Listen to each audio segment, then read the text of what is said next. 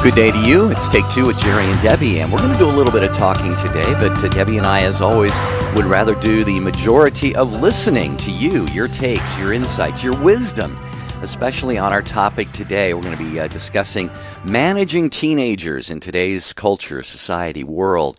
And if you are the parent, the mom or dad of teenage kids, we want to hear from you about how it's going. 1-800-585-9396. Debbie, how are you doing today? I'm doing great. Thanks, Jerry. It's just been a wonderful week, and I'm getting really excited for the Stand Tall retreat. Just another reminder, we're under a week away, and then registration closes. So if you want to jump in on the retreat, go to jerryanddebbie.com. You'll see the retreat agenda there, and you can also register as well. We're getting very, very excited about it, and we just want to get to meet you and build our friendship. So it'll be a wonderful time for us together, February 9th through the 11th at St. Bernard Abbey in Cullman, Alabama.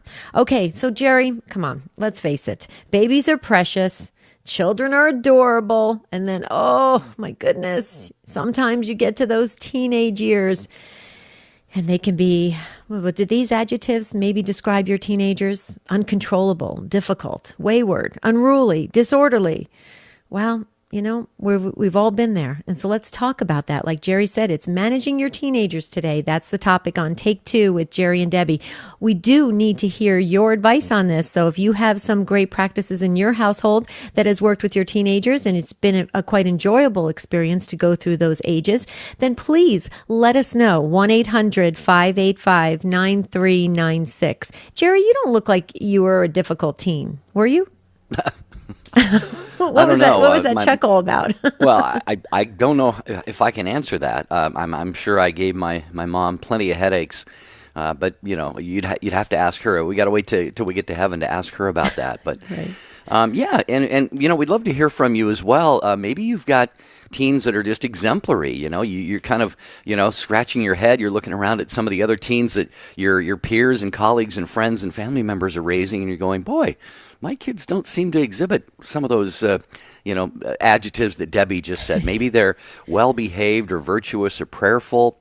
Maybe Right. they're pondering a vocation, religious vocation, or talking about a holy marriage. So either scenario, maybe it's a little bit of a challenge for you, or perhaps you've got some really top-notch teenagers. You know, Debbie, there are always people listening who are, you know, trying to navigate these periods of the lives, especially of their kids. So True. what our callers call in and share with their takes today really are going to help other people out. Definitely makes a difference. Remember, you drive the show. So if you've raised teenagers, if you have teenagers in your household right at this moment, and you have something to share about this, please call in 1-800-585-9396. That's the number to dial.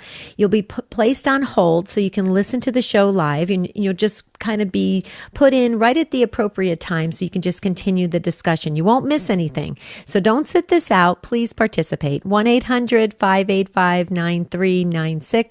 I had 2 teenage boys, Jerry, and it was a fun age, though. I have to tell you, I'll tell you what was really great. This is so silly, but when my son got his license, my oldest son, I thought it was so much fun having him drive me around.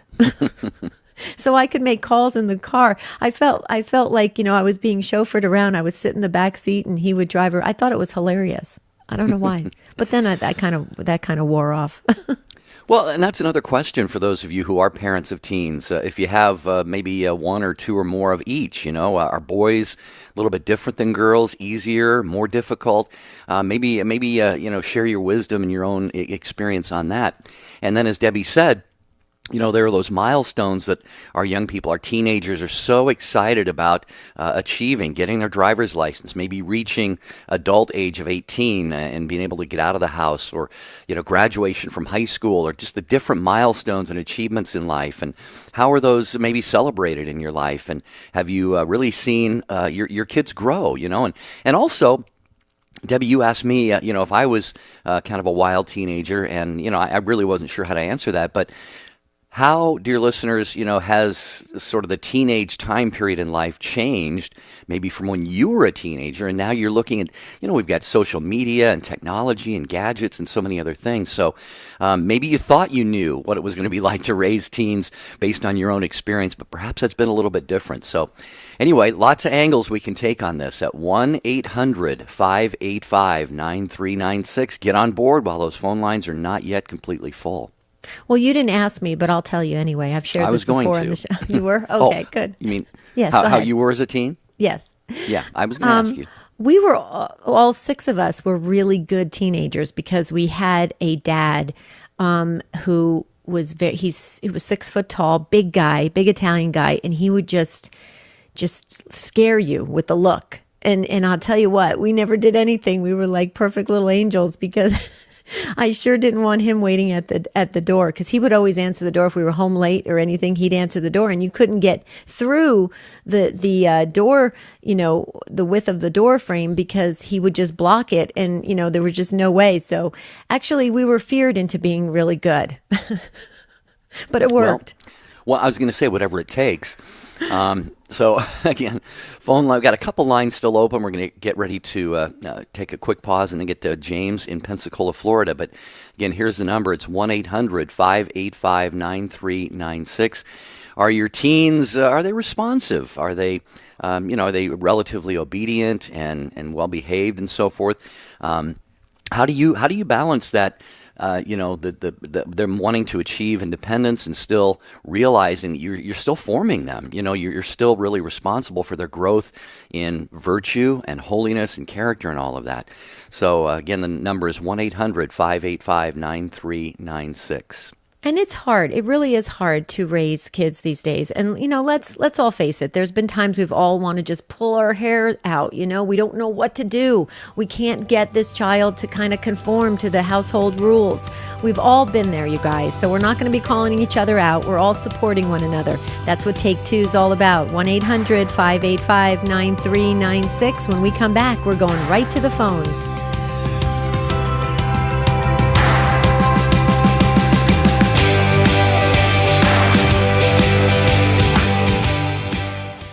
Father Larry Richards. God is the God of life. God is the God of love.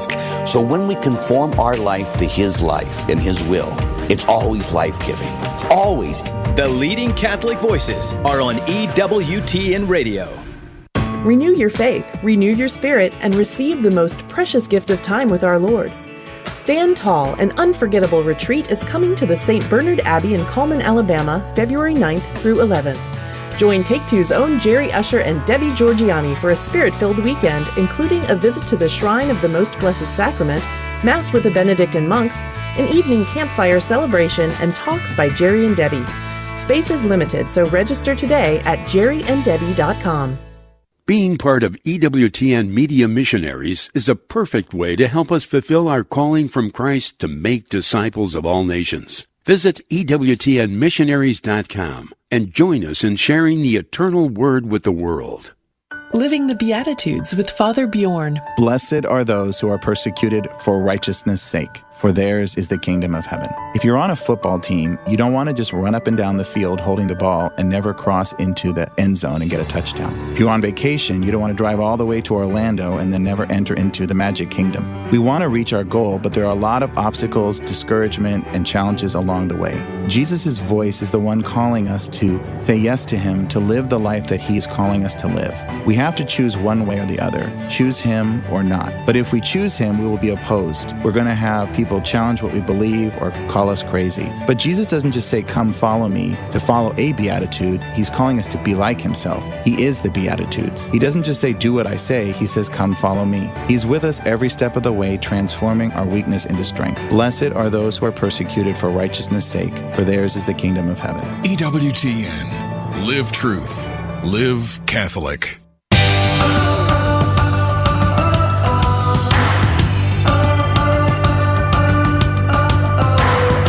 Take Two with Jerry and Debbie, and you're the one who makes the show whatever it's going to be each and every day.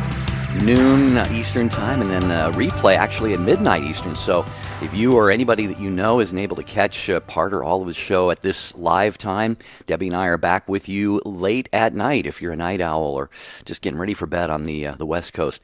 1-800-585-9396. Debbie, looks like our listeners, as always, have a lot to share on this because we have just actually one phone line that is still open.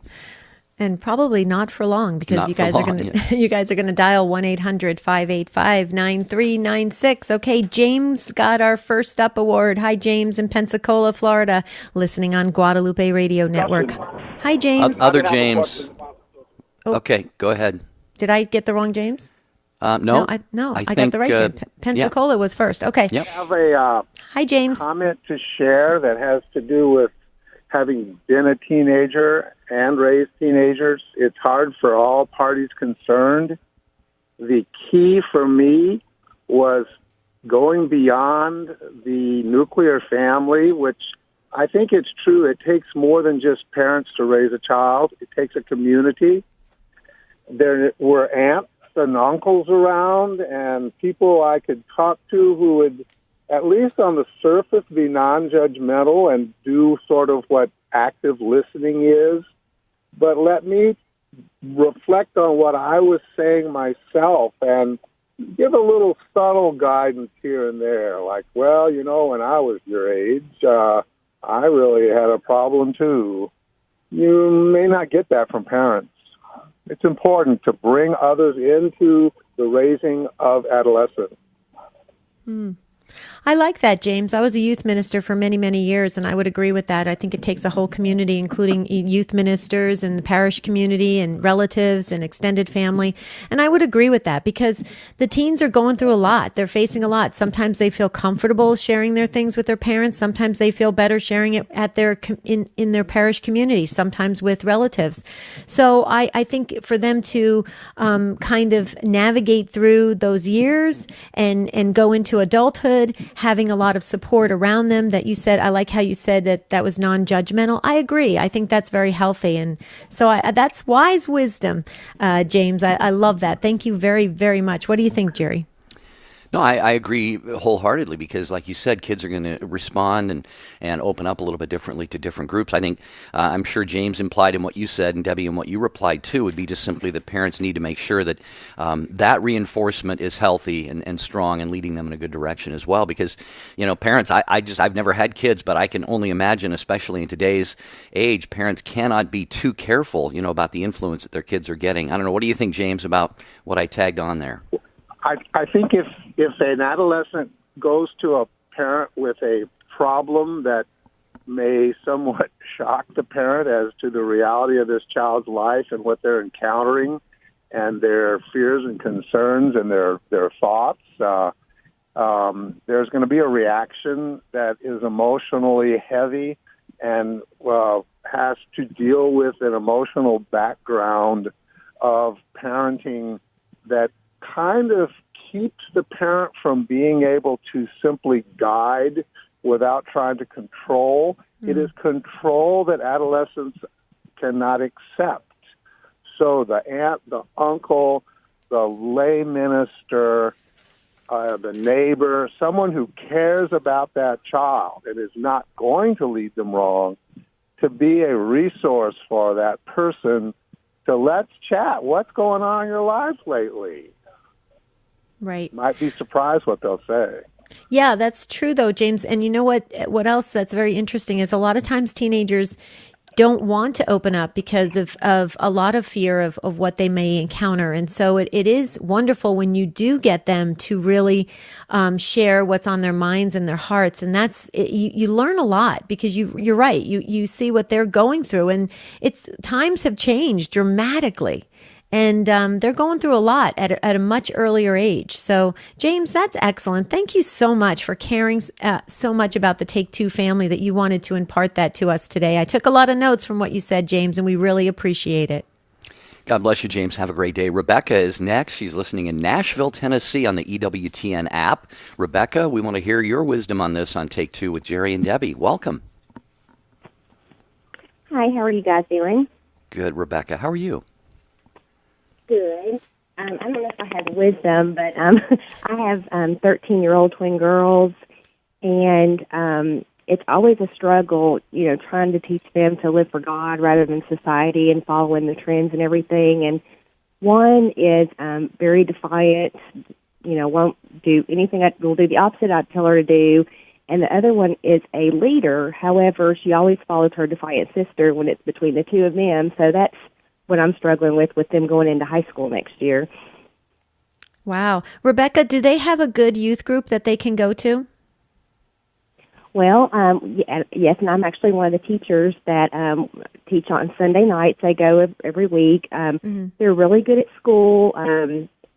There's no problems at school. They make great grades. But it's, I guess it's something like the caller before was talking about, just being the parent telling them stuff. Right. And it makes me worry. And so, they're in the public school system now, and I can see with the other kids who are in my youth group as well that go to school with them, how they're just kind of jumping on that bandwagon and just following the trendy things. Sure. And so we've been able to get them tested into an all-girls Catholic school starting next year. So I'm very thankful for that. So I'm hoping the sisters can make them see the things that I'm trying to and not being very successful at. Oh, I'm sure you are. You're planting the seeds, and that's really important. Just a quick thing. Are you the teacher? Are you the catechist for your daughters, or no? Yes, I am. I'm one of 6. We're all there all the time, and we kind of alternate taking turns. And I've been one of them this is my 4th year now. Okay. When I was just this is just for whatever it's worth. When I was a religious education director, I used to ask the parents not to be in the classroom with their teens, simply because the teens can open up more when the parents are not there. It's very difficult for the teens to share very maybe deep and personal things with their parent standing right there as the catechist. So I don't know if that's possibility for you during that youth group, but sometimes, especially if they're covering topics that could be delicate in nature, I would maybe step out and just so that your girls can have that other place, like James was talking about, that other place that they can explore and navigate through their adolescent years. It's just a suggestion, but I'm sure your RE director has already thought of that. So, yeah, and actually, they asked me to stay with them in the teen group because the other girls are so close to me in the group itself. But like you said, I wonder about me being there. One of the girls wants me there, and one of them doesn't so much. I may have to end up moving down to the middle school level and letting them be on their own more. Yeah, I would just, you can always keep an eye on what they're doing and what's going on in the classroom, but I would just maybe try that out just a little, just to see if your girls can get a different take on things. It might help them have a different perspective, because here's the thing, as a catechist, I was able to tell teens things that their parents were not. I could be kind of really tough with them and kind of get them back on course. When the parents were more like, I don't want to rock the boat, I don't want to make it difficult in our household. So, sometimes that it does help to use other catechists to help, kind of like what James said, having that group to help raise your child, so your children. But you know what? I so love the fact that you have twin girls. I used to pray for years that I would get twin girls. So I know it might be a little difficult during this time, but you are so blessed to have twin girls, because they're going to come back around. You're going to have 2 twin daughters for the rest of your life. And I think that is awesome, Rebecca. Yes, they're definitely fun. And that's good advice. I'm going to probably see about, like I said, moving down to the younger kids. I'm still there at the same time they are, just in a different room, and see if that doesn't help things out. Yeah, and Rebecca, based on what Debbie said and what you kind of concurred with, you could maybe be that, if I can say it this way, that friend, that mentor, or maybe give that little nudge to the other girls who aren't your daughters, because maybe they would relate a little bit better to you. So maybe you can fill that role that Debbie was talking about with them. And if you're not in that room with your daughters, that could help to really, help them to blossom and flower a little bit as well. I don't know, but I agree with Debbie. You're a great mom, and what a gift it is that you have those twin girls. So give them big hugs and kisses and love on them a lot. Okay, thank y'all so much. Thanks, Rebecca. Okay, good stuff, huh, Deb? Oh, yeah. I'm already taking notes. Jerry, can I just say something real quickly? Because I'm excited for this weekend. Can I just mention it again? I know you mentioned it yesterday, but the EWTN is doing the live coverage of the Walk for Life West Coast. And I'm super excited about that. It's in San Francisco, and it starts this Saturday, January 27th. And it'll be 11:30 Pacific time, 2:30 Eastern time. And EWTN television and radio is covering it live, the Walk for Life. I mean, the more we support this by our prayers and watching it and viewing it and being there. I mean, I know lots are going there. I mean, I just think the more we have the power of the community behind it, similar to what James is talking about, because it's just a bigger community, the more power we give to the cause. So I love it. I love that EWTN's covering it. Yes, I agree with that. Okay, back to your calls on Raising Teens. Mary in Denver, listening on Denver Catholic Radio. Welcome to Take Two with Jerry and Debbie. Hi, Mary. Hi.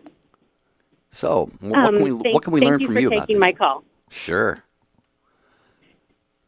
So, my issue with my teenager, and I have two daughters, one 9 years older than my 16-year-old now, and just two different generations, but it's the social media and the apps and the Snapchat.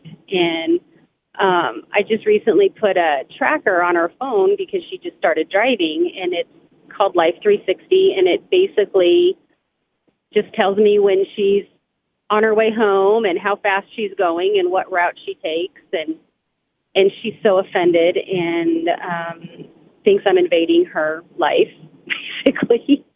And I was just wondering how other parents deal with the whole social media and the apps in this time.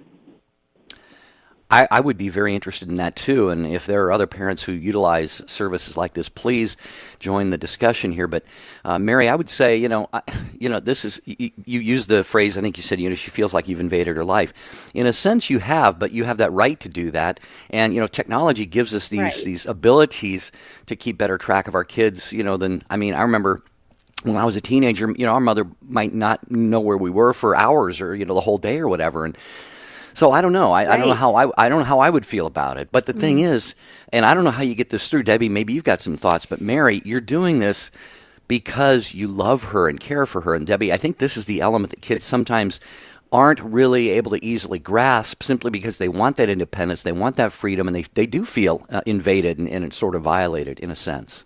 Right. Exactly. And I feel like, and I told her, I said, well, when I was growing up, my tracker was my parents, and you think you're embarrassed by having an app. How about your parents showing up at the front door of your friend? That's right. And saying, I just want to make sure you're where you need to be. I said, that's right. Or your parents parked outside of a house waiting for you to get to that person's house, and you're like, and as you're walking up the doorstep to that person's house, you're waving goodbye to your parents.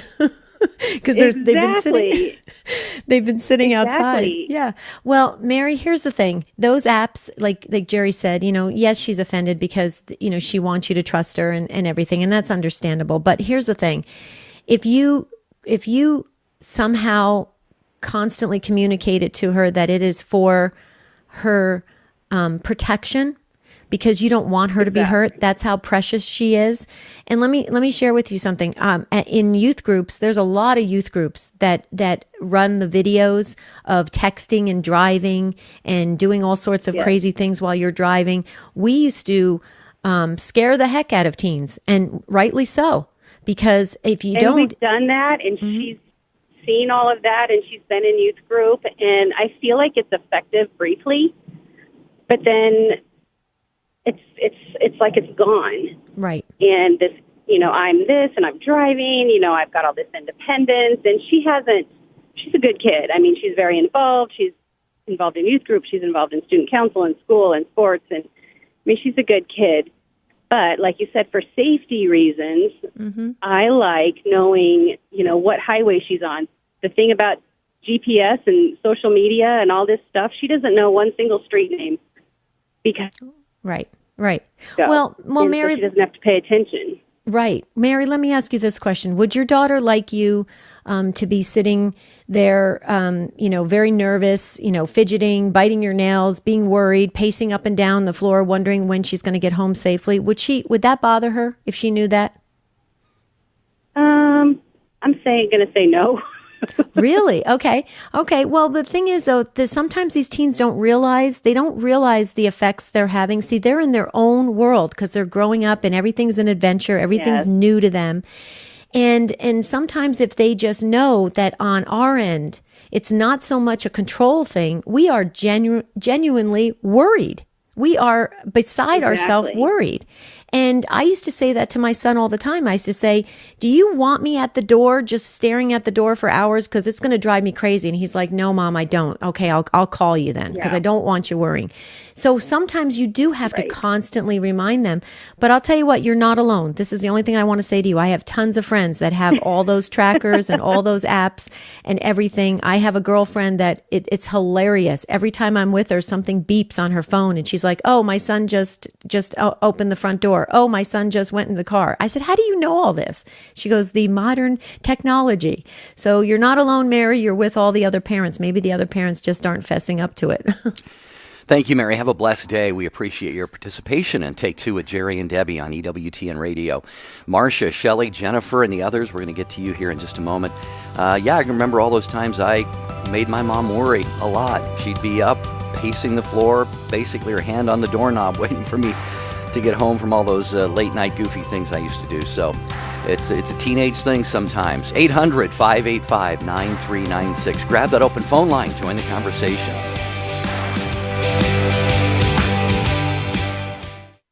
I don't think men have ever been as lonely as they are today, and it's easy to get depressed about it. We're the kind of guys I hung out with in college. Everybody's too busy. No one makes time for one another. Workplaces and neighborhoods, they're just too transient to form meaningful connections. You know what? Maybe that's all true. But if you really want to know what the problem is, look in the mirror. Instead of whining, you need to become the change you want to see in the world by becoming the kind of friend you wish you had. Think of the qualities of your ideal friend. Seriously, think of a list of what that person would look like. Now, you ready for this? Go and be that friend to somebody. But to who? This person has this flaw, that person has that flaw. Stop that. Be the friend you wish you had, and I promise you, you'll form the friendships you've been missing. The world is a lonely place. You have the power to fix that. This is Chris Stefanik on EWTN Radio. For more of our men's program, visit reallifecatholic.com. Join Doug Keck and Father Joseph Mary Wolf live from San Francisco's largest pro-life event as the faithful take a stand for the unborn and all who suffer after decades of legalized abortion in the United States. Support life this January with EWTN. The Walk for Life West Coast, Saturday afternoon, 2:30 Eastern on EWTN TV and radio. The wisdom of Mother Angelica. And we need to pray for all our world leaders and all those who are in such danger. See, in a day and age where people are getting further away from God, you get further away from goodness. Only God is good. You remember what our Lord said one day? Why do you call me good? He said. Only God is good. Only God. EWTN. Live truth. Live Catholic.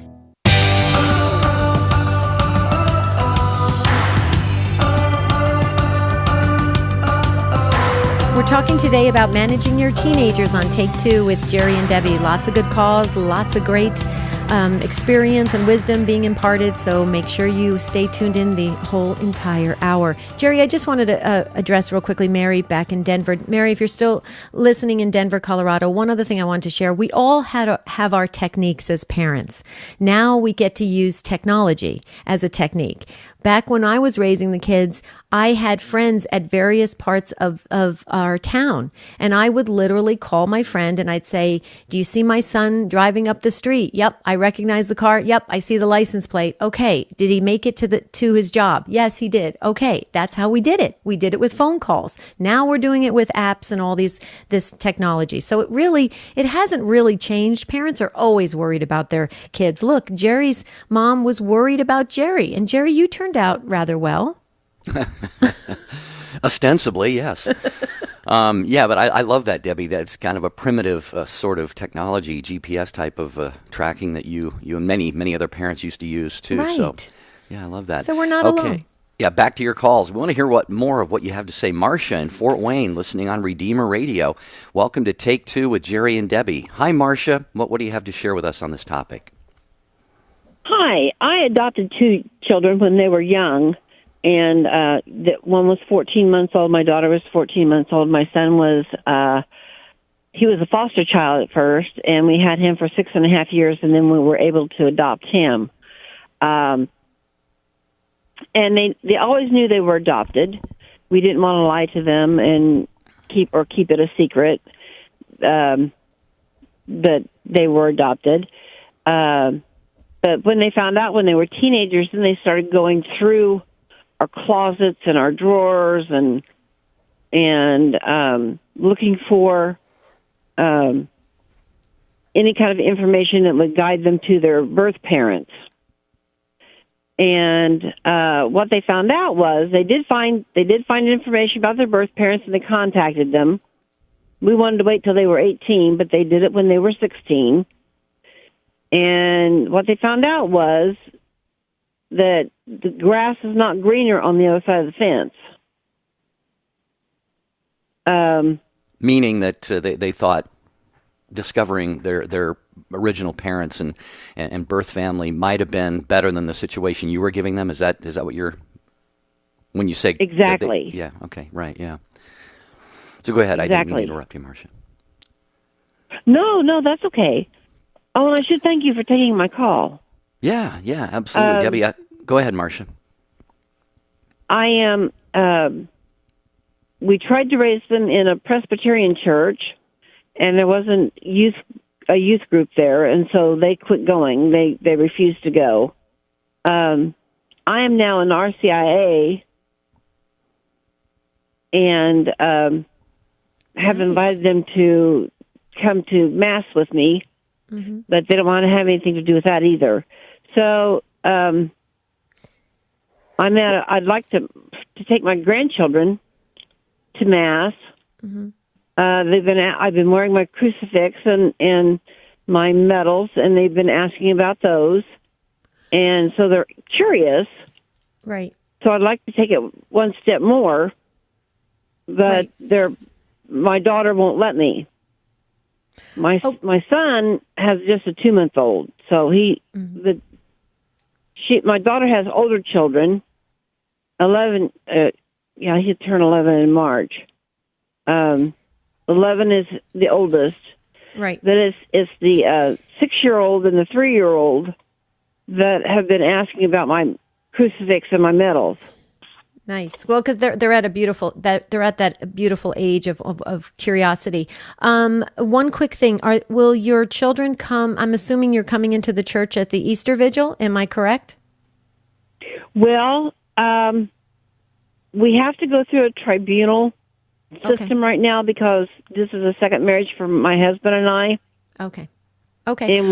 And as a matter of fact, I just came from an interview with the tribunal about my first marriage. Right. Just today. Wow. And okay. I won't be able to go through.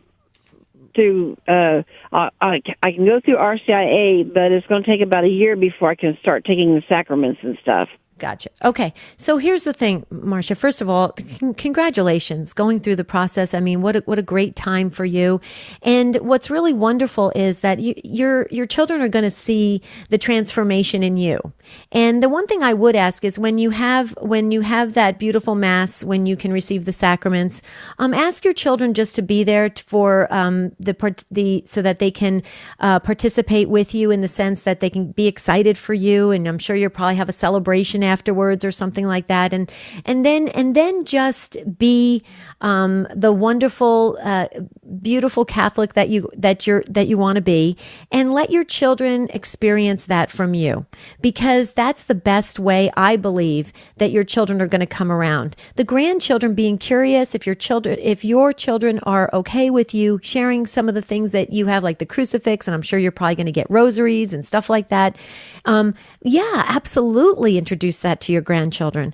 But it's all in God's timing, and I think it's a beautiful thing. With you coming into the church, I don't know, Jerry, I have a good feeling that more of your family members, Marcia, will come into the church as well. Well, we hear that all the time. Like you said, Marcia, like Debbie said, just be patient during the process, enjoy it, love it, embrace it, let God lead in His time, like Debbie said, and then just be the most matter-of-fact, joy-filled Catholic that you can be. And they're gonna want that. They really will. Because what do you think, Marcia? I think that's a wonderful idea to invite them to when I can take the sacraments. It probably will be next Easter. And although I'll be done with RCIA by then, and then I think that if I bring my rosary out more often, they'll ask about that. I babysit my grandchildren. Great. The ones that aren't in school. Yeah, and make sure you have the rosary blessed too, Marcia. Yes, I did. Okay, good. I did. All righty. And I have, I've chosen Saint Joan of Arc as my patron saint, and I had a medal, and I had it blessed too. Nice, perfect, great saint to have. Yes, indeed. You can't go wrong with Saint Joan of Arc or any of the saints, really. So, Marcia, stay on this wonderful path that God has you on. You go with our prayers and our blessings and support. And we ask that as you go along the way, please just remember Jerry and Debbie and all of the Take Two family in your prayers. And we would be grateful for that. And thank you for your listenership and support of Redeemer Radio. 1-800-585-9396, talking about managing teens today. The good, the bad, the challenges, the joys, all of the stuff that goes along with that. Shelley is next, listening on Guadalupe Radio in San Antonio, Texas. Hi, Shelley. Welcome to Take Two with Jerry and Debbie. Hi. How are you? Great, Shelley. How you doing? Thank you for your program. I really think the Holy Spirit works through both of you. Oh, I am not an expert on teenagers by any means, but I have 4 children. The oldest is 23, and the other 3 are teenagers. And we've been very blessed with them, and haven't found it so difficult as I remember my teen years being very difficult, and I do think it's even more difficult for teenagers these days, what they are up against. But a couple things that I think have been real blessings in our family and with our teens is, one, homeschooling, which we've just we take year by year. You know, we know the needs of the kid and the family could change, but it's been very helpful for us in just bonding the family relationships and also reducing the stress of the child and the teen. And then the other thing is daily Mass has been such a blessing, you know, beyond what I could ever give these kids. You know, the grace that God gives to them, I think, is guiding them in their life and, you know, just making their lives more peaceful and more focused on what He wants for them, you know. Well, and I don't take them to Mass against their will. I mean, they want to go to Mass. Right. But Shelley, here's the thing. Okay, so and I'm assuming that your husband you guys are a team effort on this with the homeschooling and everything, right?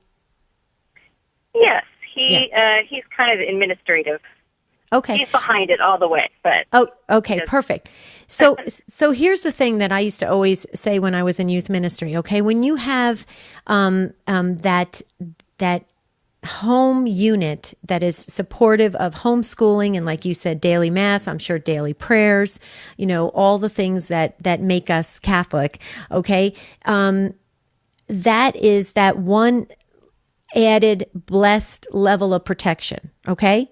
Then there's the level where you send your kids to Catholic school and they still have that blessed level of protection. And then there's the rest of us that sent their kids to public school. My kids went to public school. Okay. And they were out there in the world without that level of protection, if you will. And so we had to work very hard to make sure that they stayed attached to the church, you know, attached to youth groups. They still felt part of the community. They still had that sense that they were Catholic and they needed to remember their Catholicism. And so in my opinion, this is my humble opinion, it gets harder and harder. And I just am saying this because I had a chance to send my children to Catholic school. And my son was kicking and screaming, my oldest son. He was enrolled. It was all set. And he was and I caved in. And I said, okay, you can go with all the neighbor kids to public school. And there's nothing, he had a great education, don't get me wrong. but I had to work extra hard to keep him attached to the church.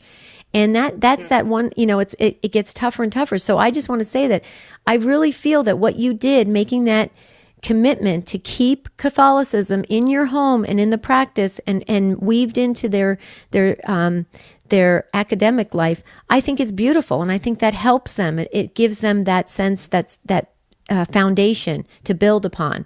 It sounds like that's working with, especially you have a 23-year-old. So sounds like it's going great, Shelley. What do you think?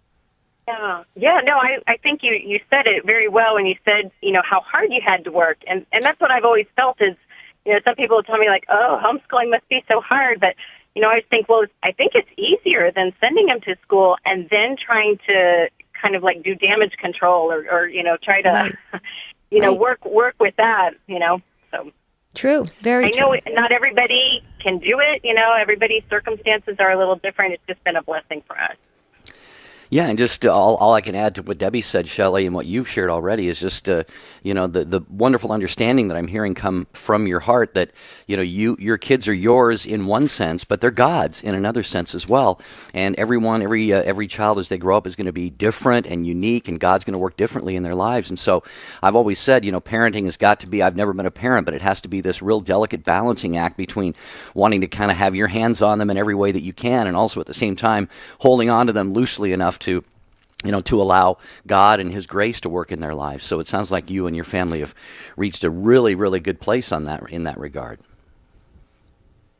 Yeah, so thank you. Yeah, I think so. I think we do really have to see that, you don't control your kid. You can't control everything. You just try to, help form them and guide them.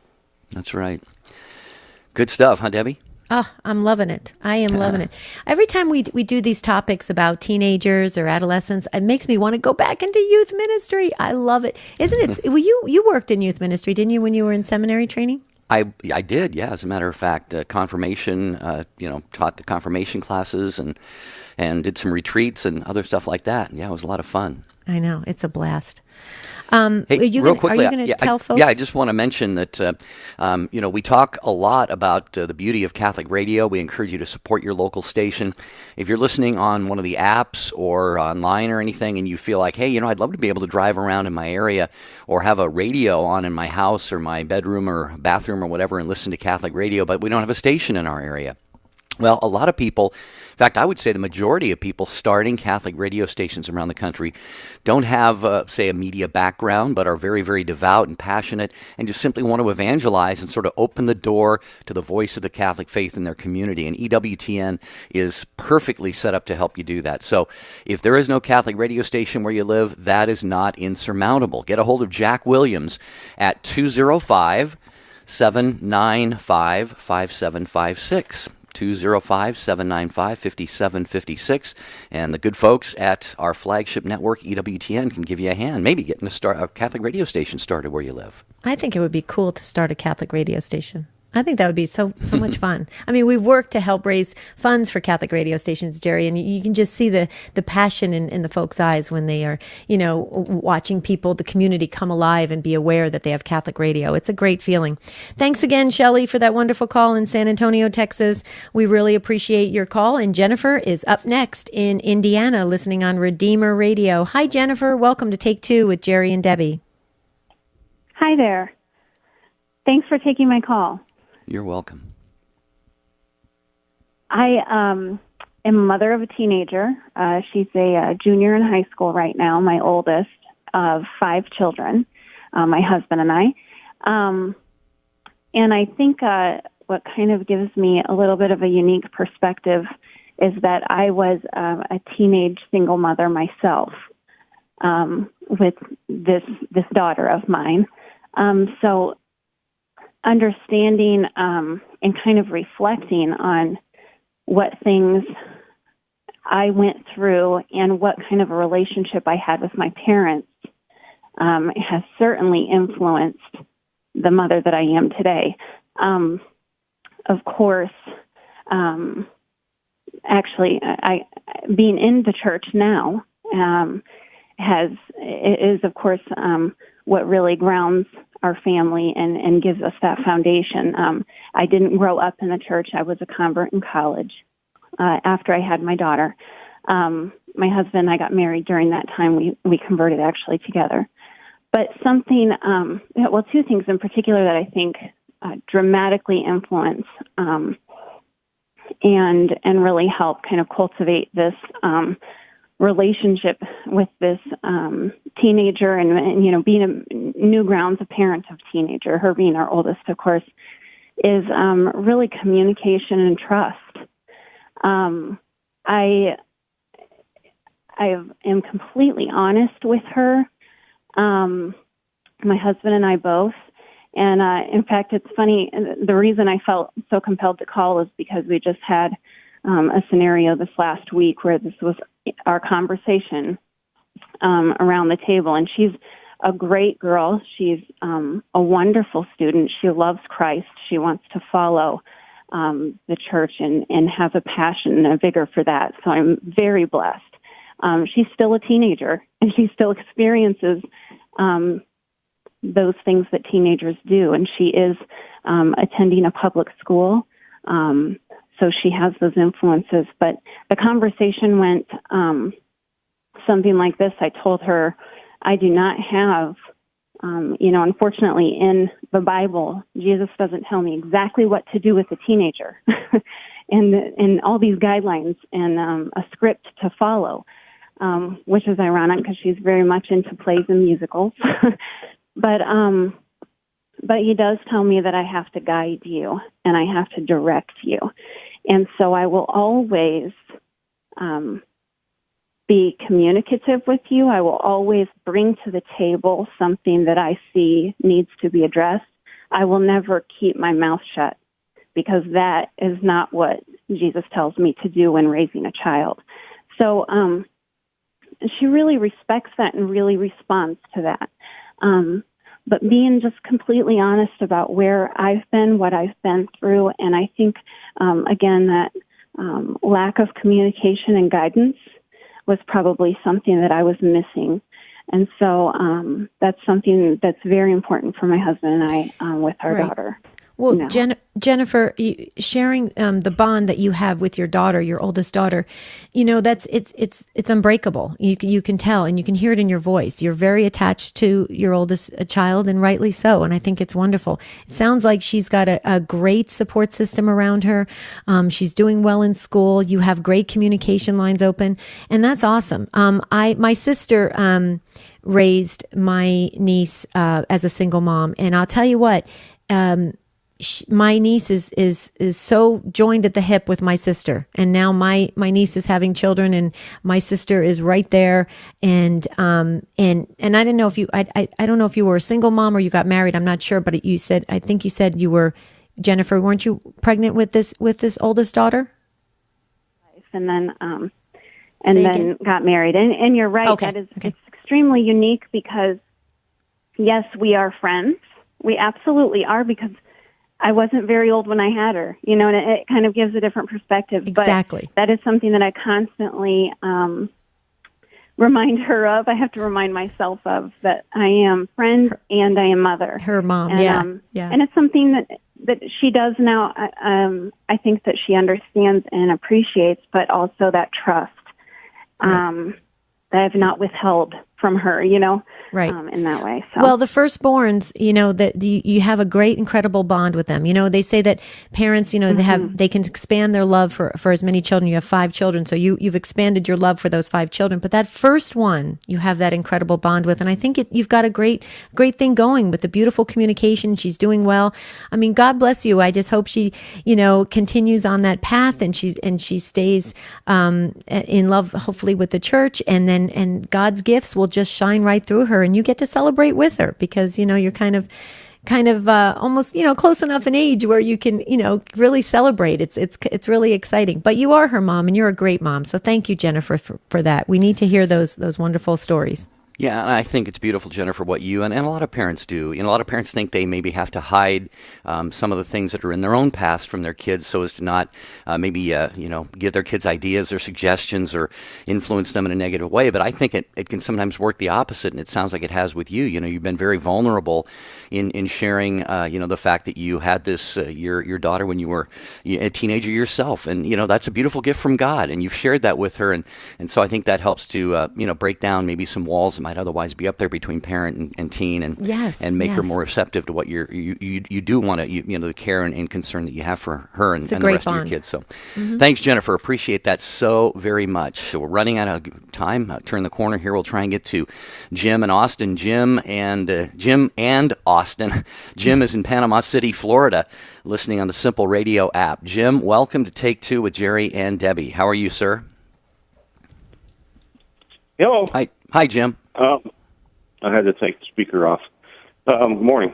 Howdy. I had a comment about some of this discussions you're having about kind of keeping track of your children, keeping track of them as far as the modern technology and things like that. And,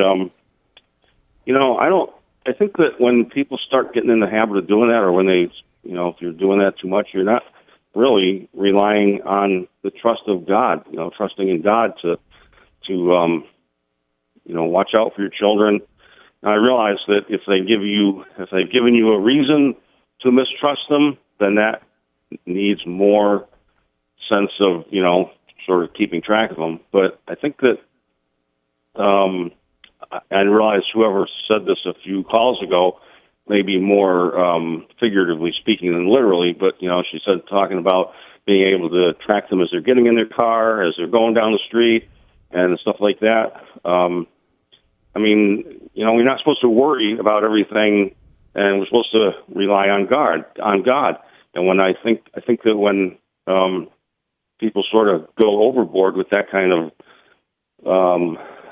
sense of, thinking, they're sort of taking their children's well-being, out of the hands of God, and thinking that they can, do everything themselves. They can, we don't have, our children are not necessarily ours. We're responsible for taking care of them, and we're responsible for certain things. But, as everybody is their own person, and everybody is a child of God, and as they grow older, they're less and less, apparent.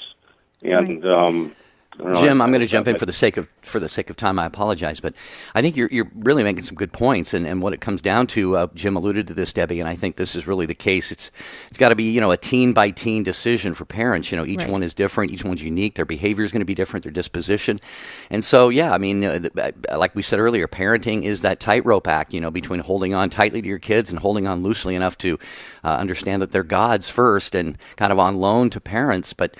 Yeah, I think each parent, is going to be given the grace by God. Let's hope and pray to be able to make decisions like this. Well, and Jim, you sound like my former husband when we were raising our kids. He would always say, "Relax, just trust in God." And of course, as a mom, you can sometimes get really worried because you're a fixer. You're trying to fix everything, make sure everything's perfect, and then really the only times.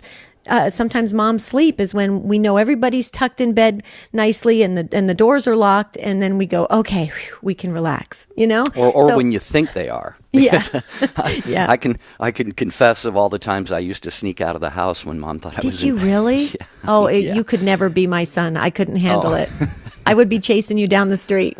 I think she probably knew. She was pretty wise. But that's a good perspective, Jim. Thank you so much. And Austin, you have some great comments. If you can email us, we would love to hear your comments. Take 2 at EWTN.com. Jerry, I just got word we got another sign up for the retreat. That's exciting. We're getting closer and closer to our what the number we wanted for the retreat.